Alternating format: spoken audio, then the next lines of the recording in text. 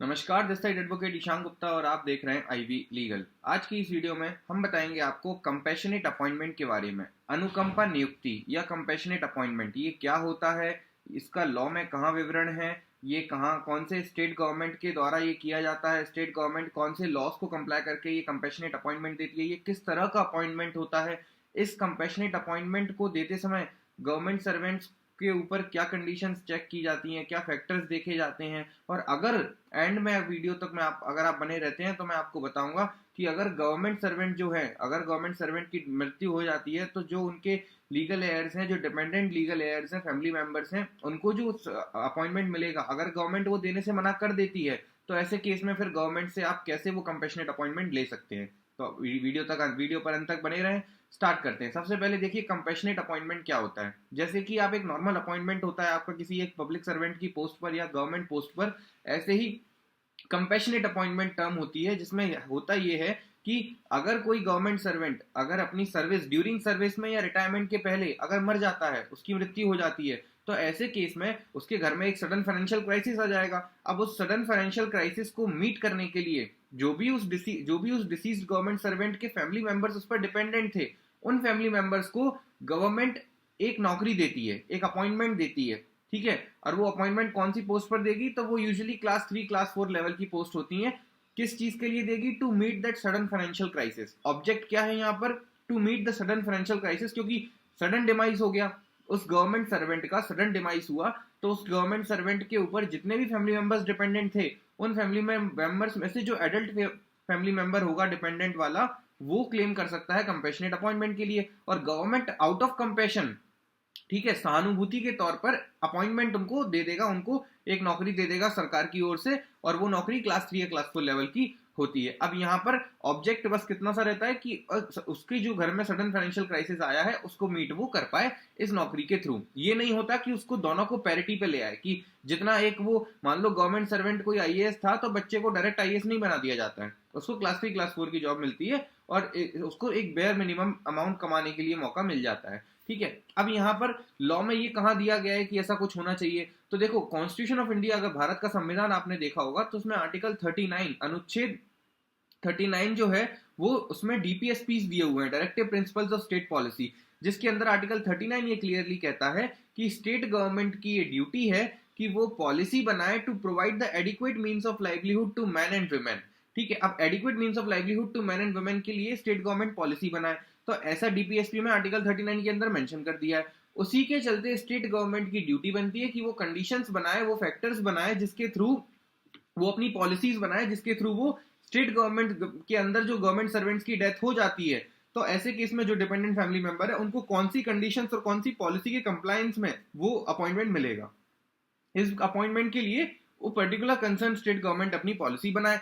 ऐसा कॉन्स्टिट्यूशन ने हर state government को कह दिया कि अगर फॉर एग्जांपल आप मध्य प्रदेश में हैं, अगर आपके किसी जो एल्डर है आपके फैमिली में, जो भी गवर्नमेंट सर्वेंट है, उसकी अगर उसका सडन डिमाइस हो जाता है, तो अगर वो मध्य प्रदेश का है तो एमपी की स्टेट गवर्नमेंट पॉलिसीज के तहत उसको कंपैशनेट अपॉइंटमेंट उसके घर वालों के एडल्ट फैमिली मेंबर को मिल जाएगा जो डिपेंडेंट है। ऐसे ही हर कंसर्न स्टेट का स्टेट गवर्नमेंट की पॉलिसी के कंप्लायंस में उनको अपॉइंटमेंट मिलेगा। अब यहाँ पर बात करते हैं कौन कौन से फैक्टर्स कंसिडर किए जाते हैं गवर्नमेंट के द्वारा, जिनके आधार पर उसको गवर्नमेंट डिसाइड करती है कि हाँ, इसको कंपैशनेट अपॉइंटमेंट दे देना चाहिए या नहीं देना चाहिए। तो देखो, पहला फैक्टर है कि नंबर ऑफ मेंबर्स कितने डिपेंडेंट है।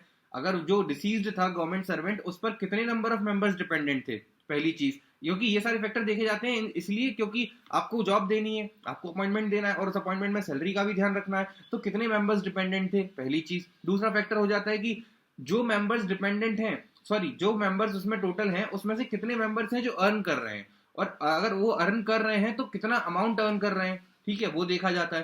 थर्ड है कि डिसीज जो गवर्नमेंट सर्वेंट डिसीज जो मरा है वो परमानेंट गवर्नमेंट सर्वेंट होना चाहिए। वो एडहॉक बेसिस पे या डेली बेसिस पे अगर काम कर रहा है तो उसको फिर उसके फैमिली मेंबर्स को कंपैशनेट अपॉइंटमेंट का लाभ नहीं मिलता, तो परमानेंट एम्प्लॉय होना चाहिए वो गवर्नमेंट का।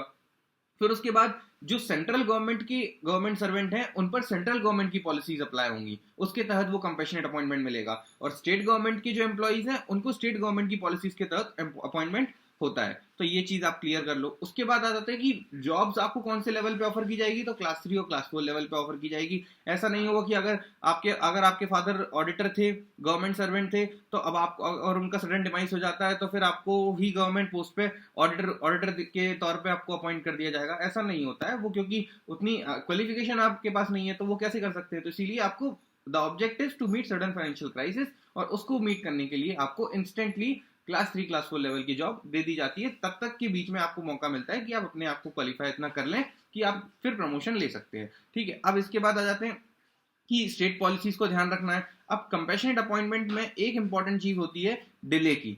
अगर जिसके भी घर में जो मेन जो मतलब हेड है उस घर का, उस फैमिली का, अगर उसकी डेथ हो जाती है और वो गवर्नमेंट सर्वेंट था, तो यहाँ पर आप अप्लाई करेंगे कंपैशनेट अपॉइंटमेंट के लिए। गवर्नमेंट आपको थाली में परोस के नहीं देगी, तो आप अप्लाई करेंगे। अब अगर आप अप्लाई करेंगे और इस अप्लाई करने में अगर आप बहुत डिले कर देते हैं, तो फिर उस केस में गवर्नमेंट के पास एक स्ट्रॉन्ग रीजन आ जाता है वो डिनाई करने के लिए। क्योंकि मैंने आपको बताया था स्टार्टिंग में कि ऑब्जेक्ट क्या है, कि to meet sudden financial crisis. अब अगर सडन फाइनेंशियल क्राइसिस तो 1 साल 2 साल रहते हैं, इंस्टेंटली रहते हैं। अगर आप इंस्टेंटली अप्लाई कर देते हैं तो आपको जॉब मिल जाएगी, लेकिन आप बाद में अप्लाई करते हैं तो वो इनऑर्डिनेट डिले के ग्राउंड पर, क्योंकि वो ऑब्जेक्ट फुलफिल नहीं हो रहा, तो गवर्नमेंट डिनाई कर देगी। फिर ऐसे केस में वो अपॉर्चुनिटी से आप लोग वंचित रह जाएंगे, उस अपॉर्चुनिटी को अवेल नहीं कर पाएंगे। अब आते हैं हमारे स्टार्टिंग के सबसे फर्स्ट बात पे, जो मैंने बोला था कि अगर आपने डिले भी नहीं किया, आपने इंस्टेंटली जैसे ही कुछ ऐसी घटना घटी और आपको क्योंकि पता था, आप मेरे चैनल को सब्सक्राइब करके बैठे थे, आपको इस बात की जानकारी थी, तो आपने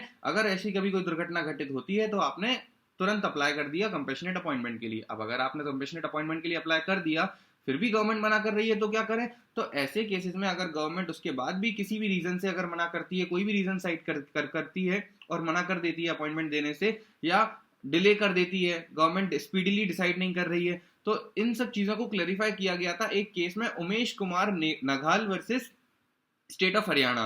अब इस केस में सुप्रीम कोर्ट ने ये क्लियरली बोला था कि जब भी कंपैशनेट अपॉइंटमेंट की एप्लीकेशन गवर्नमेंट के पास आएगी, तो उसमें गवर्नमेंट को बिल्कुल भी डिले नहीं करना है, क्योंकि अगर गवर्नमेंट ने उस कंपैशनेट अपॉइंटमेंट की एप्लीकेशन को डिले करने में टाइम डिले किया, तो वो उसका जो पर्पस है वो खत्म हो जाएगा, तो इट वुड बी रेंडर्ड इनफ्रुक्टुअस। अब ऐसे केसेस में अगर गवर्नमेंट डिले करे, या गवर्नमेंट रिप्लाई देती या तो दे नहीं रही है, या दे रही है तो आपकी एप्लीकेशन को रिजेक्ट कर रही है कंपैशनेट अपॉइंटमेंट की, तो आप फाइल करेंगे writ petition before high court. आप हाई कोर्ट में आर्टिकल 226 के तहत रिट पिटीशन फाइल करेंगे हाई कोर्ट में, क्योंकि यहाँ आपका राइट वायलेट हो रहा है, और कंपैशनेट अपॉइंटमेंट को एनफोर्स कराने के लिए आपको रिट पिटीशन फाइल करनी पड़ेगी। अब वो कैसे फाइल होगी, उसका क्या प्रोसीजर है, रिट पिटीशन का कैसे ट्रायल चलता है हाई कोर्ट के अंदर, उसके लिए मैंने सेपरेट वीडियो बनाए हैं, आप मेरे चैनल पर जाके देख सकते हैं। तो ये सारी कहानी थी कंपैशनेट अपॉइंटमेंट की, अनुकंपा नियुक्ति की। अगर आपकी नियुक्ति अटक जाती है कहीं किसी भी स्तर पर, तो उसके लिए आपको कोर्ट आना पड़ेगा, हाई कोर्ट में आपको डब्ल्यूपी फाइल करना पड़ेगी। इन्फॉर्मेशन अच्छी लगी है, डू सब्सक्राइब। अगर इस तरह की वीडियोस आप जानना चाहते हैं तो कमेंट सेक्शन में यस लिख दें। Goodbye, thank you.